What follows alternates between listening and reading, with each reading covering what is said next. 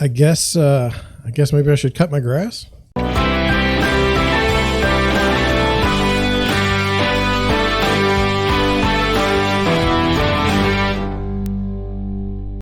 Good afternoon. So today we have a story about a fellow who got a letter in the mail, and it wasn't a very nice letter. And so I thought we should go over it and see what the deal is here. So let's just get over to here. It says, "No mow May. Neighbor's passive-aggressive letter to new dad sparks fury." It says, the internet has slammed a neighbor for sending a new dad a passive-aggressive letter regarding the condition of his garden. It's actually the condition of his lawn. The new dad, who goes by the username Mahelke, shared the letter on the subreddit Mildly Infuriating on Saturday and has so far reached over 95,000 upvotes and 13.5 thousand comments. In the neighbor asked Melky to mow his lawn at least every 2 weeks rather than twice a year, which the neighbor claims is how often the new father cuts his grass. In a further comment, he explained that after having their second baby in February, his wife had postpartum complications and has been in the hospital ever since. He said that with his wife in the hospital, he was the sole caretaker of his newborn and 5-year-old son, so he had no time to cut the grass. At no point has my yard been out of compliance with the city or the HOA ordinances, and at no point has anyone bothered to approach me directly about the matter. Instead, we just received this anonymous passive-aggressive letter in the mail. They even postmarked it and sent it through the mail rather than walking a few doors down and speaking to me like a human being. And then it goes into, according to the data from the National Association of Landscape Professionals, which I just learned about now, 81% of all Americans have a lawn, and a vast majority, 79% of them, say that a lawn is an important feature when renting or buying a home. About 47% of Americans say that they entertain in their yards at least once a month, while 57% use their yards for recreation at least monthly. Around 77% report relaxing in their yards at least once a month, and about 32% use their garden multiple times a week. The internet didn't hesitate to side with the new dad. One user, Shotgun Ninja, said, "You should put up a no mow May sign." And then someone else commented, "Do it for the bees and the spite." So it just goes on, and it's like basically just come up with ways to annoy the homeowner or the neighbors. And then this is the letter on Reddit. I mean, this is the post. It says, "Congratulations, you mowed. That's twice so far this year, I believe. Can you keep it up? Maybe weekly or at least every other week? Your neighbors would be very grateful if your house did not look like it was abandoned." So I thought that was kind of mean, a little mean-spirited there. So I had some thoughts, I had some questions, and I just kind of wanted to go over them with you. One, I believe that the neighbor was using sarcasm as a weapon. Number two, it's always kind of strange when someone writes a letter and then they say that they're in the majority. They might be and they might not. Is there like a voice on this type of thing? Like, does everyone get together and say like, okay, we've designated you as the letter writer, and so you need to send this angry letter to the guy that keeps his house looking terrible? I don't know how it works, but I always think it's funny that the person that writes the letter in these situations seems to come from a position of the majority. Number three, I can't stand tall grass or terrible yards, but that's me. I get it. Some people don't care about how their lawn looks. There's a limit though, even with me. I'm probably top third in my neighborhood in keeping the lawn cut. If I let it go for 2 weeks in the spring, it's going to look terrible. So if I go on a vacation or something, we're going to have a terrible lawn unless my neighbor cuts the front yard. And he does. When he goes out of town, I cut his yard and there's no issue whatsoever. So the neighbor behind me has some kind of grass that just doesn't grow. I think he cuts it like twice a year and there are no issues with it being overgrown or anything. I think it's pretty cool. I don't mind. I mean, it doesn't get that tall. So what do I worry about? But you know, there's people that take the lawn cutting. I don't know if you've seen lawn cutting YouTube, but there's some people that take it really, really seriously, much more seriously than I do. And that's also kind of weird. We never really know what things people are going through. So when someone is overwhelmed, apparently like in this case, they focus on only keeping going, just getting by. They aren't nearly as concerned with appearance, and I totally get that.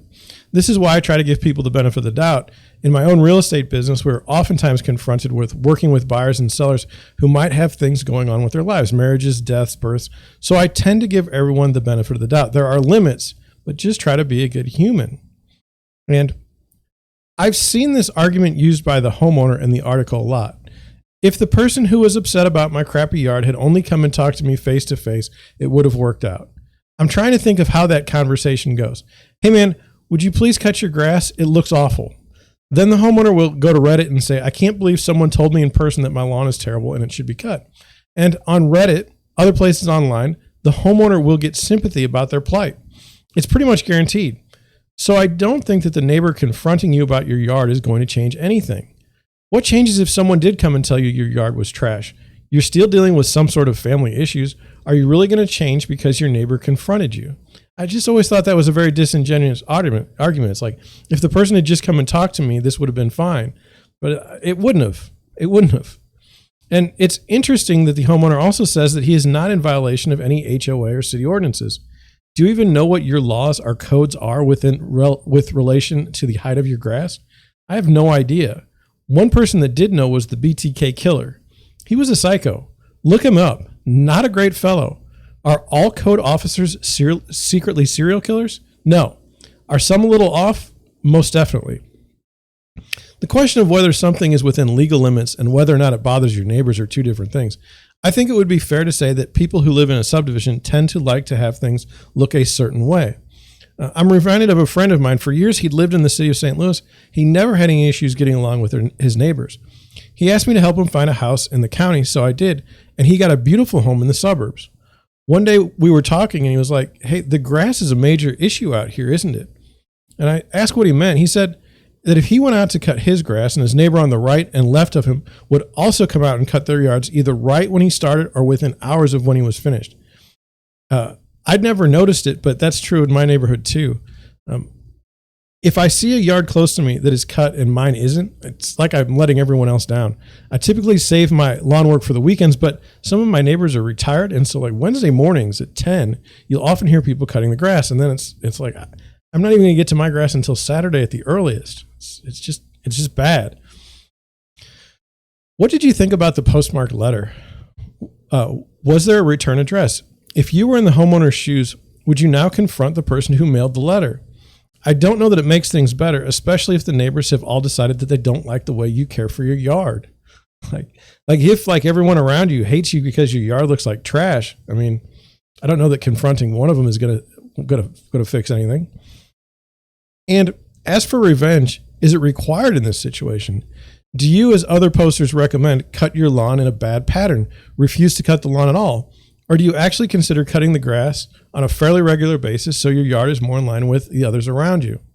And, there are times when you assign a motive to someone and it's not accurate. For example, let's say a code officer comes to write you up for having a car parked in your driveway with expired tags. You're probably thinking, I just want to find the person who ratted me out. But what if that was just their way of saying that they don't like what you're doing? The same goes in this case. There's a man who received a letter telling him that his grass is a mess and at least one of his neighbors would appreciate it if he cuts the grass. Do you need more of a confirmation to infer that maybe your grass hasn't been taken care of and perhaps it's time to take a serious look at the issue? Or do you just get angry at someone who might be sending you a sign? I don't know. So that's the way I think. It's like if someone's taking the time out of their day to write me a letter and send it saying they hate my yard, maybe I'm the problem. I mean, maybe. It's at least worth considering. There is an issue that people just don't get. When you live in a subdivision or neighborhood, if you don't keep your property value up or your property up, it hurts the value of the properties around you. It's usually not an issue of can you do a terrible job of keeping up with your property, but more of should you just maintain your yard to help maintain higher property values? It's like, could you leave your yard a mess? Yes. But should you? Those are two very different things. What would you do in this situation? Would you run to Reddit, do nothing, or actually make an effort to take care of your yard? Put a comment in the comment section below. I'm curious. I like to have a nice yard, but one of my neighbors hates yard work, just hates it, won't ever do it. I don't have a problem with it. I'm not going to go around with my neighbors and put a letter out to them. It's just not something I'm going to do. I'm not going to go to the HOA. I'm not going to go, I'm just not doing it. I'm not going to go to the county. Well, it's just not who I am. If that's the way they want to do it, so be it. If they're fine with the way it looks, I have no issue with it. But some of these people get a little bit serious about this. And they don't like they're having to drive down the street and your yard looks terrible. I mean, you are part of a neighborhood. You are part of a subdivision. So anyway, that's what I had for you today. I thought it was kind of interesting for a number of reasons. One is, how can we just get along? I just want to get along as a neighbor, and the other is, maybe you think your yard looks decent, but somebody else doesn't. Who's right? Who's wrong? These things are issues that are going to go on forever. So anyway, I'd be interested in your comments. So if you get a chance, would you please hit the subscribe button? I'm on like 65 subscribers. It'd be really nice if I got to like 100. I'd appreciate that. With that being said, thank you for watching. Thank you for listening, and I'll catch you on the next one.